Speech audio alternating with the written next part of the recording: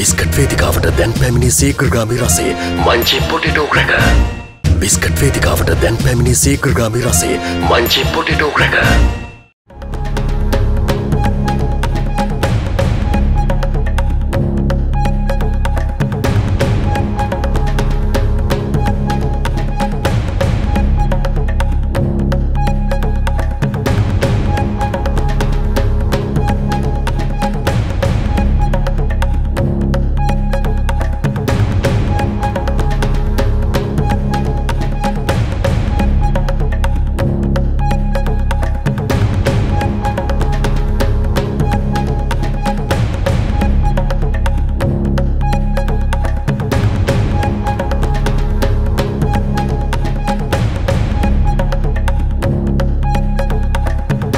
On satellite, on Freeview, on cable, on radio, on mobile, on the web and around the world.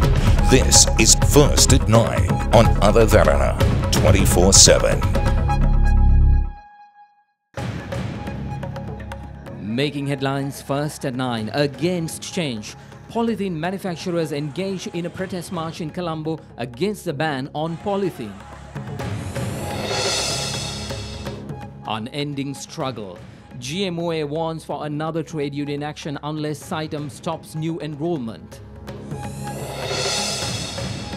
Inland Revenue Bill. Finance Minister Mangala Samaraveera says Act will be brought in Parliament on Friday with over 100 amendments.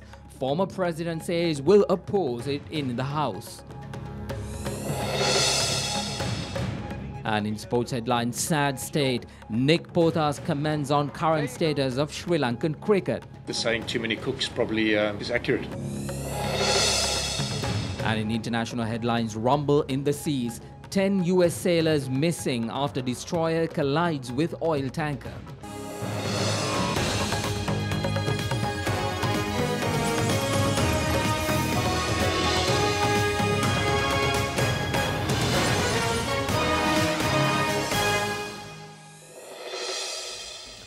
Live across Sri Lanka, this is First at 9 on Other Derana 24/7. Good evening, everyone. I am Mahesh Johnny.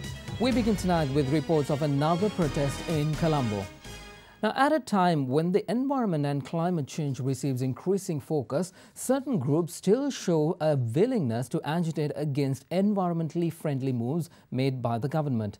The All Ceylon Polythene Manufacturers and Recyclers Association engaged in a protest march in Colombo today, agitating against the government's decision to ban the use of polythene by the 1st of September. Members of the association met Minister of Industry and Commerce Rishad Baduddin recently and told him that the decision will affect around 345,000 employment opportunities and the country's retail economy. Association members commenced their march at the Peta bus stand at around 1:30 p.m, causing disruptions to the flow of traffic in the fort area as they marched towards the presidential secretariat. The protesters completely blocked Lotus Road and the police were ready with riot teams, water cannons and special task force units.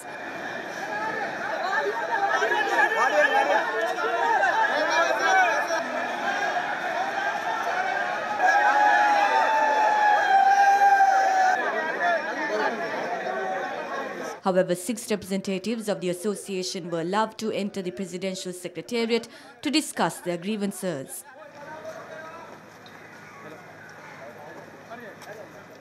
Representatives who participated in the discussion told the gathering that the additional secretary with whom they spoke promised them a solution by tomorrow. We are also against the use of traditional polythene. We have suggestions on adopting modern technology. We hope that the President will give us a proper solution soon.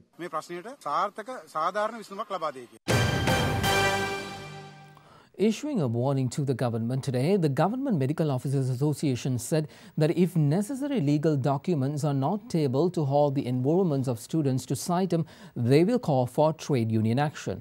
The GMOA made this statement at a media briefing held in Colombo in response to a letter by Dr. Rajitha Senaratne on the agreement pertaining to the government takeover of Dr. Neville Fernando Hospital in Malambe. The Minister of Health clearly says here that the Dr. Neville Fernanda Hospital will be taken over by the government after the detailed agreement is signed, and only then will it be tabled in Parliament as a bill. This means that they have not signed it as yet. There was no proper agreement or framework except a letter stating that the takeover will take place in the future. We must ask ourselves how the government allocated state money to a private institution such as this. When you take a look at the board of directors of the hospital, it begs the question whether the appointments are in line with the government principles. Recently, the Minister of Law and Order said that Dr. Rajitha Senaratne's plan is to control the Attorney General's department. Therefore, what guarantee do we have that Dr. Rajitha Senaratne will not influence the police in the same manner? SITEM announced that another 300 students are to be enrolled this September, while the government announced that no enrollment will take place until the issue is resolved. The executive body of the Medical Association has said that if the government does not table the necessary paperwork to halt enrollments in the near future, trade union action will take place because of this. Therefore, we wish the government to immediately issue the necessary legal document to halt the enrollment of students to SITEM. Meanwhile, a group of anti-SITEM students movement engaged in a continuous hunger strike opposite Fort Railway Station today. In one of our headline stories, Minister of Finance Mangala Samaraveera says the new Inland Revenue Bill will be tabled in Parliament on Friday. He made the revelation in a special statement to the media at the Ministry of Finance this afternoon. Sri Lankawe ආදායම් බදු එකතු කිරීම ඉතාමත්ම Collecting revenue tax is weak. The expenses of this entire country are borne by the 80% of common folk who pay indirect taxes. Therefore, the main aim of the Ministry of Finance is to increase the amount of those who pay direct taxes and release the tax levied on common people. We tabled the new Inland Revenue Bill with this purpose on Friday. 111 amendments, including amendments proposed by the Supreme Court, are included in the bill. Anyone that receives an income of less than 1.2 million rupees won't have to pay taxes and will get more benefits since indirect taxes are lower. Anyone who thinks about the proletariat can't oppose this bill. මේ පනතට විරුද්ධ වෙන්න බෑ. ව්‍යාපාරිකයෙක් ආයෝජනය කරනවා නම් This bill is fashioned in a way that enables investors to reap profits from their investments before paying taxes. ඒ වගේ තමයි මේ පනත අපි හදලා තියෙන්නේ. Former President Mahinda Rajapaksa says the parliamentarians who contested under the Beetle Leaf and the UPFA should vote against the proposed Inland Revenue Bill, as we mentioned before, which is to be tabled in Parliament this Friday. Now, issuing a communique, the former president said the bill is based on the policies and ideology of the United National Party, but is contrary to that of Sri Lanka Freedom Party.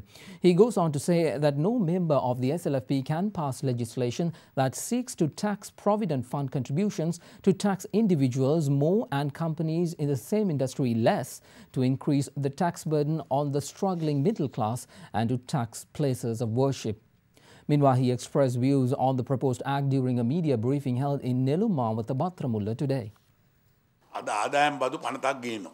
An inland revenue bill will be tabled. Until now, only those who had money were obligated to pay revenue tax. Under this bill, everyone will be entitled to pay tax. Even with the taxes, they say they can't give relief to the people. They have been planning to sell Hambantota for 2 years. If I construct 3 or 4 ports, this government can work without any issue. What I'm worried about is that these are principles of Ranil and the United National Party. Those who left are with Ranil doing the same now. Those who acted as revolutionaries have forgotten the war heroes. They don't hold elections because they know what the result will be. There are some who have the strength to express their views independently. We hope they will speak openly in public soon.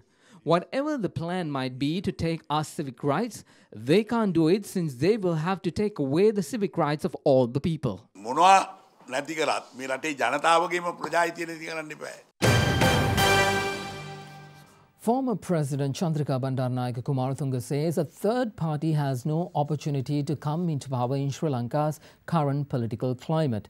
She made these remarks to media following the Sri Lanka Freedom Party's membership drive in Gampaha today. The General Secretary of the party, Minister Duminda Dissanayake, was also at the event. Mahinda මහත්තයා හැමතැනම කී කියනවා එයා තාම ශ්‍රී ලංකා නිදහස් පක්ෂයේ නායකයෙක් කියලා. 64 වන සංවත්සරය. The 64th anniversary of the party was held in Polonnaruwa and the chairman was President Maithripala Sirisena. Mahinda Rajapaksa was seated to the right-hand side. It was telecasted live and the entire country saw who the chairman of the Sri Lanka Freedom Party is. කවුද ශ්‍රී ලංකා නිදහස් පක්ෂයේ සභාපතිවරයා කියන එක. මම මේ දවස්වල මහින්ද මහත්තයා කියනවා එයා ශ්‍රී ලංකා නිදහස් පක්ෂයේ නායකයෙක් කියලා. හැමෝටම ජීන දකින්න අයිතියක් තියෙනවනේ ඉතින්. මැඩම් ඉදිරියේ දේශපාලන තත්ත්වය කොහොමද කියලා පොඩි හැඳින්වීමක් කරොත්. ආණ්ඩුව අවුරුදු 5කට බලයට පත් වුණා අවුරුදු 5ක් ඉන්නවා. The government came to power for 5 years and it will be in power for 5. What was promised will be done, although it took longer than expected. We are blamed by people and there are reasons why things get done later than planned. Our party will go forward by any means. Meanwhile, former President Mahinda Rajapaksa insists that he is still the chairman of the Sri Lanka Freedom Party. I neither resigned nor was I removed. If I didn't resign or wasn't removed, and if someone says he's the chairman, it can't happen.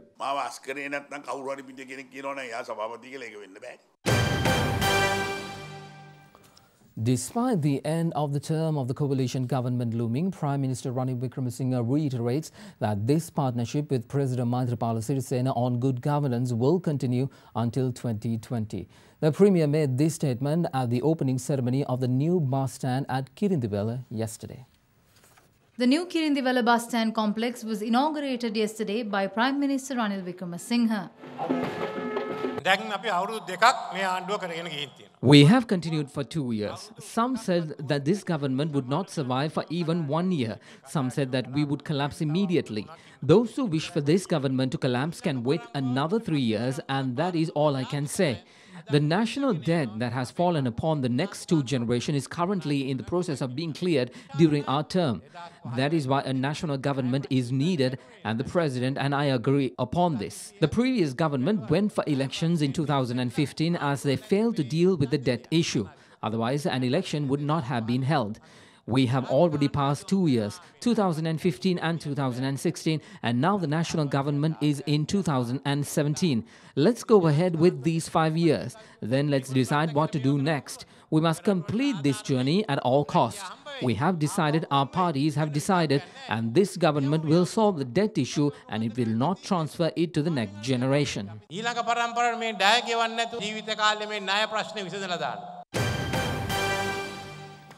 UPFA parliamentarian Vasudeva Nanakara says the Presidential Commission, which was appointed to look into the central bank bond issuance, should investigate the mention of the Prime Minister's name in text messages by former Director of Perpetual Treasuries Private Limited, Arjun Aloysius.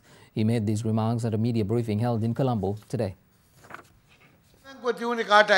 The central bank was under the finance ministry, but it was taken under the Prime Minister. Why did that happen? The Prime Minister didn't tell the Parliament why it happened. I wrote a letter regarding the issue to the Attorney General on the 27th of November last year. He replied to me, but nothing took place. The Presidential Commission of Bond Issuance had a detailed report on the mobile used by former Director of Perpetual Treasuries Arjun Aloysius. Ravi K is mentioned and the Honourable PM is also there. Does it mean that the Prime Minister also has special friendships? The Presidential Commission should summon the Prime Minister before the Commission and make him testify. In other local stories, former Aviation Minister Parliamentarian Priyanka Jayaratne was released on bail today by the Colombo Magistrates Court. A case against him was filed by the Bribery Commission over an unlawful appointment during his term as Minister of Aviation. The Additional Magistrate of Colombo, Buddhika L. Ragala, ordered Parliamentarian Priyanka Jayaratne to be released on a 75 rupee cash bail and a surety bail of 100,000 rupees. The case against the former Aviation Minister was filed by the Bribery Commission, charging him of appointing his personal secretary as the Development Plan Coordinating Officer of Civil Aviation Authority during his term, contrary to the Civil Aviation Act. The former minister's private secretary was also produced before court and also ordered to be released on a cash bail of 75,000 rupees and a surety bail of 100,000 rupees. The additional magistrate ordered that the case be called again on the 25th of September to explain the charges against the suspects. This government is taking revenge. This is not good governance. As a result of that, I have been called by the court. My accusation was an appointment. I appointed my secretary as a supervisor for the Matala airport in order to make sure the construction happened fast. But today they are trying to sell Matala for billions. We will file a case at the Bribery Commission in this regard. Minister of Finance and Mass Media Mangala Samaraweera says that the United National Party will reach a decision on the fate of Minister of Justice Vijayadasa Rajapaksa in the near future, while several views were expressed on the controversy today.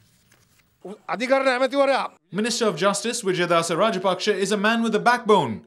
He said that he will not shoulder anybody's sins or take revenge. Minister Vijayadasa Rajapaksa stood up on behalf of the country. He speaks with a clear conscience, and this did not sit well with the UNP, who are here to take revenge. Minister Vijayadasa Rajapaksa clearly spoke on the government's strengths and weaknesses, and now there is a no-confidence motion against him. We would like to tell them to table it, and then they will see what will happen to them.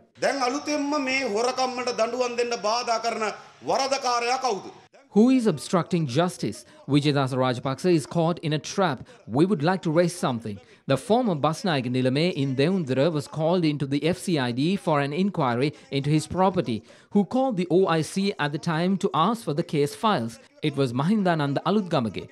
While there were ample evidence for his arrest, who called the FCID and stopped it? It was not Vijayadasa. I can tell you that.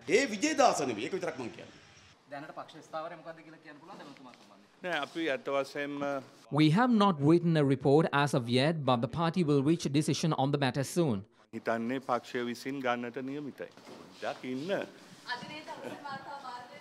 Meanwhile, President of the Bar Association of Sri Lanka, Attorney at Law U.R. De Silva, expressed the following views on the matter.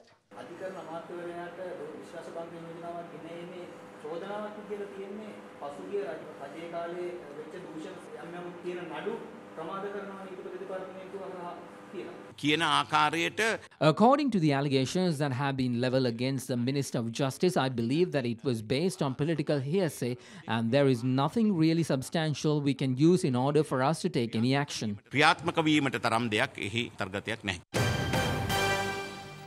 The Fourth Magistrates Court today rejected an appeal to recall the open arrest warrant issued through the International Police or Interpol against former ambassador to Russia Udayanga Veeratunga, who is presently absconding. Veeratunga made an appeal by his lawyers requesting a recall of his arrest warrant as well as suspension of the ban on his diplomatic and national passports. Rejecting both demands made by Udayanga Veeratunga's legal team, the Colombo Fourth Magistrate emphasized that such requests are not appropriate and advised that his best course of action would be to turn himself into the authorities.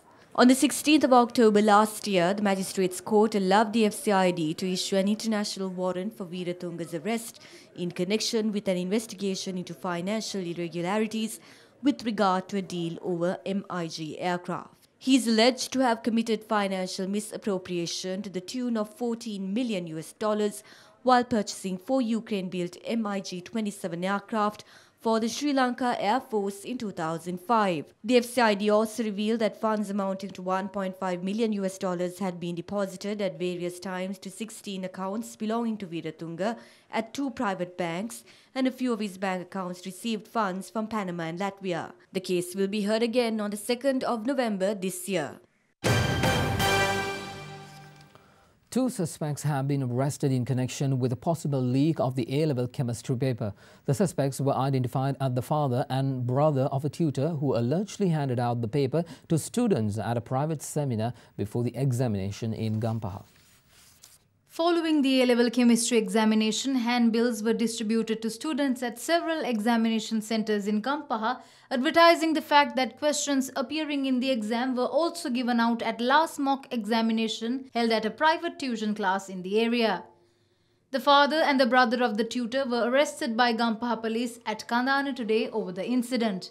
Initial investigations revealed that the tutor has gotten his brother to print the handbills that were given to the students. The tutor himself remains the subject of ongoing search operations. Meanwhile, the Education Ministry issued a communique announcing that initial police investigation revealed the second part of the A-level chemistry question paper had not been leaked and was not included in the leaflet given to students. Therefore, the Commissioner General of Examination states that there should not be any question about the credibility of the examination. Now let's take a look at some other local stories making news across Sri Lanka.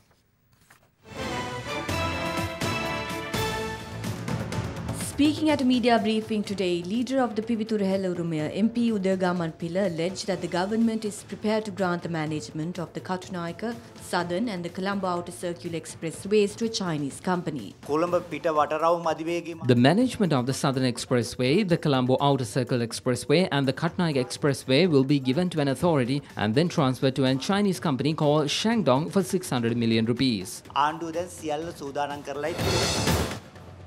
A woman in Bandaragama accused of stealing money was turned into police by area residents today. A 2-month-old infant sustained burn injuries when her cot caught fire in Bogwantalawa today. The police today arrested a couple and a 60-year-old woman on whom 2 warrants were issued for the possession and sale of illegal drugs in Mahiyanganaya. The Badula police carried out the raid with the assistance of a sniffer dog called Warn. After the suspects were produced before the Mahiyanganaya Magistrates Court, the 60-year-old woman was released on bail while the couple were replaced under remand custody until the 31st of this month.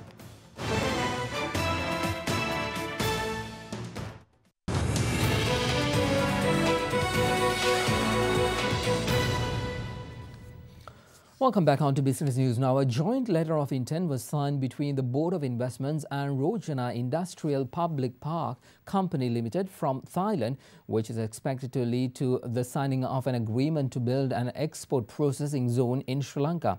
After a visit made by engineers and specialists from the Thai company, a plot of land in Millenia was selected for the zone and 3.5 billion rupees have been allocated for the project.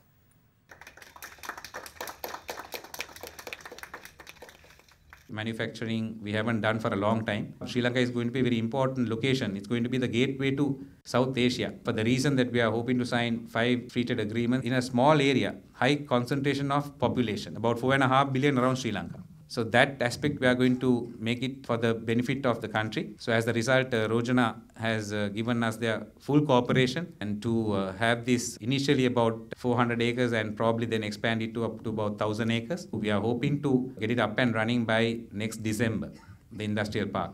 So why not they didn't consider a place like Hambantota, which is automatically owned, the land and everything? They have taken that, so we have Hambantota, Monaragala, Gaul, Matara, Kalutara, Kandy, Kurunagala. Simultaneously, we are working on these areas. What is the reason for you all to select Sri Lanka?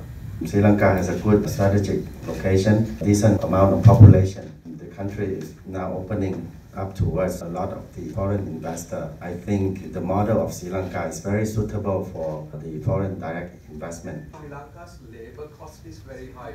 Does the strategic location overwhelm the labor cost? The labor cost, as far as we know, is a little bit lower to Thailand, which is still feasible, according to the foreign investor now in Thailand. Let's take you to the stock market now. Colombo equities ended weaker today, lingering near a 4-month low and recording their lowest turnover in nearly a month. The all share price index fell 15 points to 6,420, hovering near its lowest close since the 18th of April, reached last Thursday. Now for a full report on the day's trading, let's cross over to Imeshi Fernando from the Colombo Stock Exchange. The turnover was 322.57 million rupees, with 34.2 million shares changing hands in 2,537 trades. The market capitalization at the end of the day was 2,911.23 billion rupees. Top 5 gainers of the day were PC Pharma, Blue Diamonds Non-Voting, SNB Leasing, Amana Takaful and Malayan Phipps, while the top 5 losers were PC House, Sinon Printers, Ceylon Tea Brokers, Bearable Resorts and Swarna Mahal Financial Services.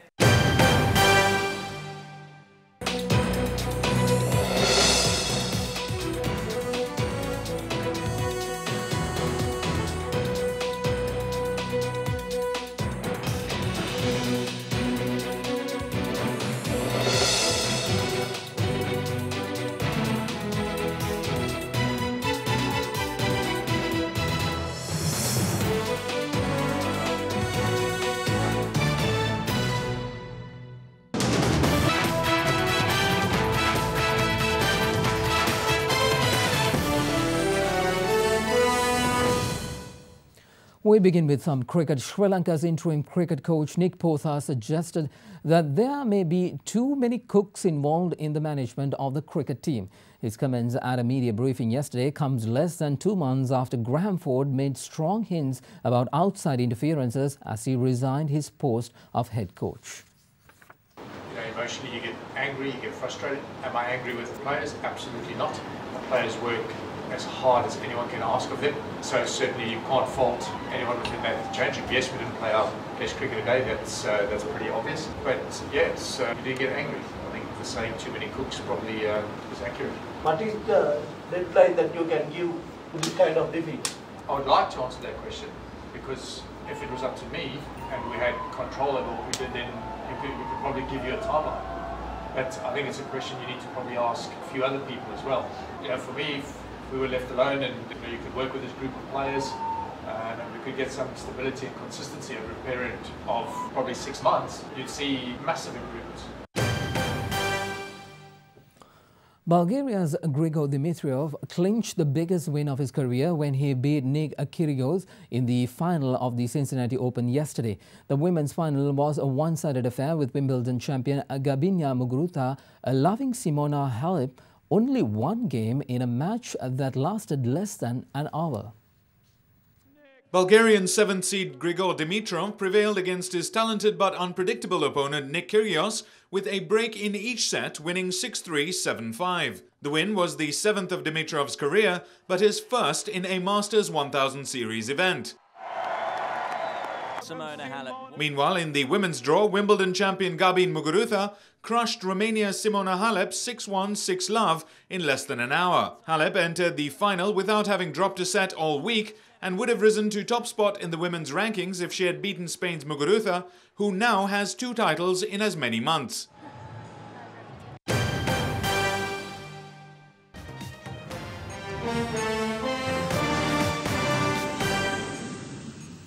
Into international news now, 10 U.S. Navy sailors are missing and 5 are injured after a U.S. destroyer and oil tanker collided near Singapore today. The collision took place east of the Straits of Singapore as the USS John S. McCain, named after Republican Senator John McCain's father and grandfather, prepared to perform a routine port stop in Singapore. Singapore and US authorities said the destroyer sustained damage to her port side and a wide-ranging search and rescue operation is underway. USS John S. McCain collided with an oil tanker named Alnick MC, which sustained damage to a tank, but none of its crew were injured and there were no oil spills. This is the second collision involving a US Navy ship in the recent past, with the USS Fitzgerald colliding with a container vessel off Japan, with 7 sailors losing their lives. Millions of Americans armed with protective glasses are taking positions along a slender ribbon of land cutting diagonally across the United States to marvel at the first total solar eclipse to unfold from coast to coast in nearly a century. After weeks of anticipation, the sight of the moon's shadow passing directly in front of the sun, blotting out all but the halo-like solar corona will draw one of the largest audiences in human history.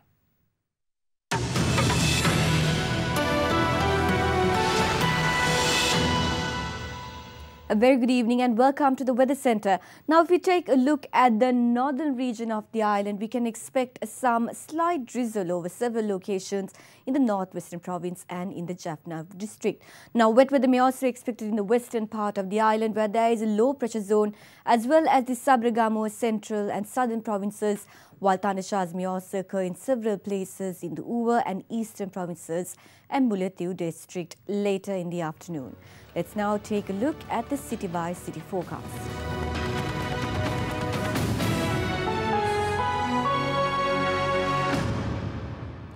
And that is a part of your world tonight right here on Other Derana 24/7. I'm Mahesh Johnny. With the very latest in local business, sports, international and weather, Katharina Chang will return tomorrow first at 9. Be sure to join her then.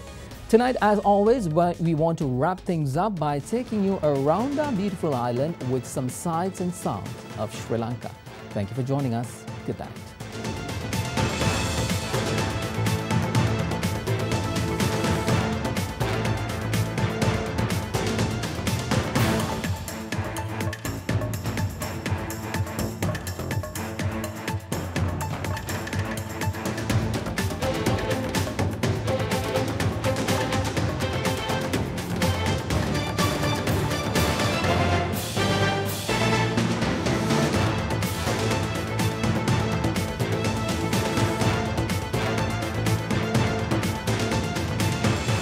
the news and information 24 hours a day.